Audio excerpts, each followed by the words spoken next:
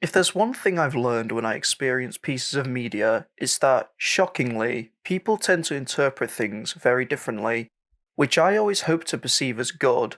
But whenever I discussed poetry and education with others, I like to believe I'm offering a different perspective. After all, everything's subjective, right? But then it's so strange to me when people say no, this has to be about that. It's not presented as an opinion, it's now a solid fact. This happens with music too. An example of this is the song Kids by MGMT.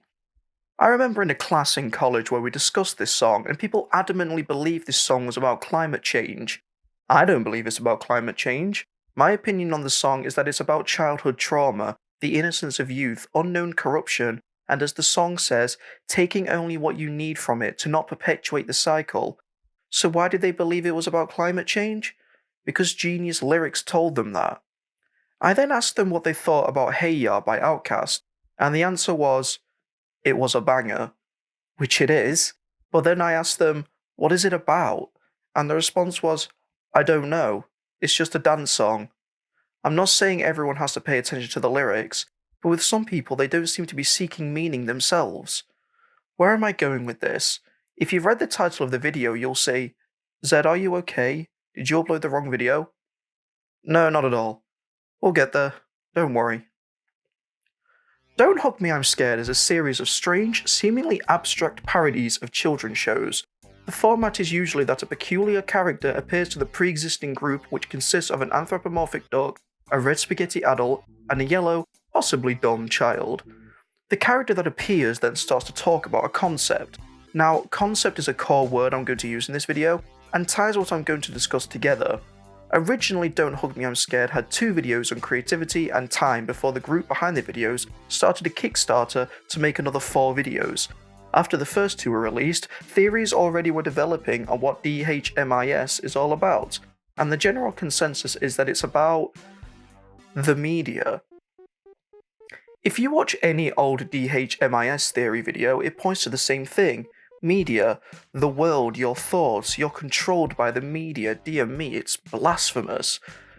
I mean, it's true, but don't you think that it's a bit broader than that? Don't you think it was trying to be a bit bigger than that? My answer is, I think so, but I also believe it fell victim to the pandering of these theories, specifically with DHMIS 6, where there's a media machine and a nonsensical set of puppets that talk about who knows what. So what do I mean? I mean that yes, they're right, the media does use time, creativity, health against us, but it was more than that. It was about the complete inner turmoil we humans bring upon ourselves and onto others through the concepts we create. The idea of it being a children's show is a meta setup, of course, and it is a standard to perpetuate these ideals, but to limit it to just one thing, the media, rather than the suffering we continue amongst each other, felt a bit hollow to me. But I'm going to take this one step further. With Don't Hug Me I'm Scared, I have reason to believe that these theories affected the path the show took. The theories affected the show itself, and it lost what I believe made it impactful. The media machine in episode 6 starts generating objects that talk about anything, sports, magnets, gel. Whilst maybe these are just snippets of larger concepts to discuss, it just seems like it's depriving itself of its core concept. Another reason I believe this is because of the teachers themselves. Have you noticed that episode 3 is the only one where an animal is the teacher? Beyond that, it's always an object or item. I bet you if they made episode 3 now that the teacher would be a candy heart or some other simple object. But enough rambling. Where am I going with this? Don't Hug Me I'm Scared episode 3 was the peak of the series in multiple ways. First off, you should take note that this was the first episode that was created after the Kickstarter for the series. In a way, I believe that the creators, Becky Sloan and Joseph Pelling, certainly felt they needed to show what they can do with this new budget. Therefore, they already have a pressure placed upon themselves to deliver and a huge standard to be met to prove themselves. I believe that with episode 3 they met this quality, but then regressed to the roots of DHMIS and didn't take it as far as it could go with the further episodes. Let's start with the setting for episode 3. This episode is the only one that takes place primarily outside. Of course other episodes sometimes... Wait, only time does. Okay, so time also goes outside momentarily, but it shows a change in scenery, a want to attempt something different. that DHMIS will be more than what it's shown to be before. Episodes prior and after always take place in a room in the house. Kitchens, living room, bedroom, and this room. In 4, 5, and 6, it seems like a return to formula, and only when 6 does its live action segment does it feel the formula is finally broken. Again, it was already done before though, so it doesn't feel fresh or treading new ground other than it's possibly the adult real world. It's hard to explain the nuance, I know, but it lessens the impact to me that 6 has a different setting, when to me 3 proved it would expand in setting already. I actually have an idea of how to work episode 3 and 6 together that I'll get into later in the video. In terms of the sets, I believe that the sky where the love group resides is the most impressive. Rather than just one of the house rooms, it has so much going on visually. The gradients of the sky, the centered tree, the stars, clouds, decorations, it's very beautiful, but without being a bombardment of colors and themes. It's all spaced out very well. I'd say the next best set is the digital world of episode 4, but that sacrifices cohesiveness for chaos, which works, but in terms of framing a setting doesn't work too well. The entire purpose of the digital world is how jumbled it is. You don't really take it in so much as you may notice new things each time you watch it, which is certainly themed well for the episode, but I'm on about the scope and professional standard of the live action sets. Speaking of being designed uniquely, let's talk about Shrignold, apparently is his name. As aforementioned, this is the only teacher that's not an object. It's not food, a notepad, a lamp, or a clock. It's a butterfly, decorated in squiggles and hearts and a nice colour scheme. Even the puppets in his group have such simple and effective designs. They're not just objects given life. Well, except the tree, but that's still part of a larger group and more the centerpiece of the set. Again, it seems like this is a step upwards from the previous 2 episodes. It seems even worse when episode 5 is just talking food with not too much added onto it. And the lamp just seems pretty dumb. And then there's the machine in 6, which just puts eyes on random objects like gel and magnets, and that's it. Now I really want to talk about the song. The song is amazing. The others clearly capture the premise, a children's song about the chosen subject, a catchy beat and simplistic rhymes. I'm not going to say that episode 3's song is god in music, but it has a different vibe entirely. It's not this educational tune, it sounds like a ballad, a soft reassuring anthem rather than a kid's melody. Now here's something interesting. I would go as far as to say this song is perfectly encapsulating. Why? This is the only Don't Hug Me I'm Scared where I honestly forgot the weird things were coming up. Of course, as per the standard, there are hints of weirdness, but the melody is so catchy and entrancing that when it transitioned, I had the same shock as the yellow guy. Subtlety is the key word here, and I will elaborate. In all the other DHMISs, things are blatantly off the rails before the gore or creepiness settles in. The Don't Touch Me from the computer and Yellow Guy's father, Roy, in the episode of Time. This episode doesn't use blatant ways to show something's wrong, it's all in the song. With the Song of Michael, for example, it is presented as a legitimate tale. No darkening of sky, no graphic depictions. It just makes you think, hang on, that isn't right. Just as it does when they set the rules of love, you realise that it's propaganda of a standard of love and not freedom. And it's not shoved in your face via yelling or disturbing imagery. If it's not obvious enough that this is just subjective, then let me take this one step further. This DHMIS is honestly the one that made me feel the most discomfort. Episode 5 is a close second, not due to the can which eats the duck's guts, but in all honesty it's the panic and fear in the duck's voice. Again, it's the subtlety of fear, or maybe the second-hand anxiety is what elevates these moments.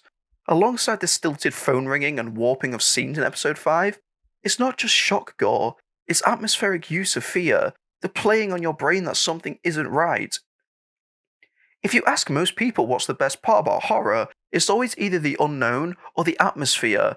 Honestly, in episode 1, I see the gore as just pure shock rather than to make a point. With 2, it makes more sense as the gore reminds you of the rapid speed that time can progress and deteriorate you, your mind, and your dreams. This episode really represents the mistrust and misplacement of faith and love, yet it could have just been easily replaced by the graphic murder of the yellow guy from the teacher. In fact though, there's actually a pretty awful implication of what happened with some things that happened in the episode, but honestly the idea of even thinking is plausible is terrifying enough. If you ask me, the biggest weakness of the final episode is them trying to make sense out of something nonsensical. It worked best when it was, as they say, art for art's sake and trying to build your own speculation on what it all means, just like we ask ourselves about our own lives, a strange connection that is tethered by the idea of concepts, our own made creations to try and make sense of it all. I feel like episode 3 has this sense of finality. In fact, this is my idea that I was talking about before. I think this would have been the perfect song to segue into the live action sequence in episode 6. The circumstances are almost the same. Yellow Guy is alone, albeit under different circumstances that could be reworked, and the song is shown to be a bad dream or hallucination or whatever it may be.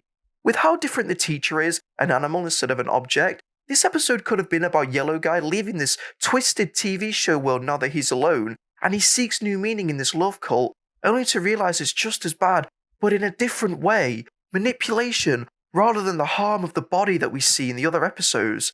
This could be a poignant message of pessimism, how escaping one problem doesn't automatically mean the next one isn't right around the corner. Now, let's look at this shot. If you ask me, this shot is the best shot out of any of the episodes. The duck and the red guy and Roy all behind the yellow guy. The teacher's drained of colour. Include the others, and you have symbolism of him leaving his past behind for a future. That's horrible in a different way. Even the lyrics attest to this. This is your chance to start anew, and all we're asking you to do. That's just my idea for what this episode could have been. Obviously, some major tweaking of episodes 4 and 5 would have to be done too, and I can't change the past, but I think it would have been an important, realistic, though definitely disturbing message. Now, I'm going to discuss the pilot. The leaked pilot that I have somewhat seen and offer an opinion on it. I will give 10 seconds and you can see the time on screen to skip to in order to avoid this discussion.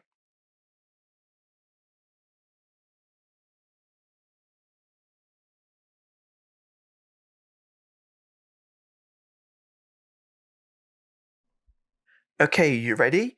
It seems like the upcoming TV show is returning to the roots of the series.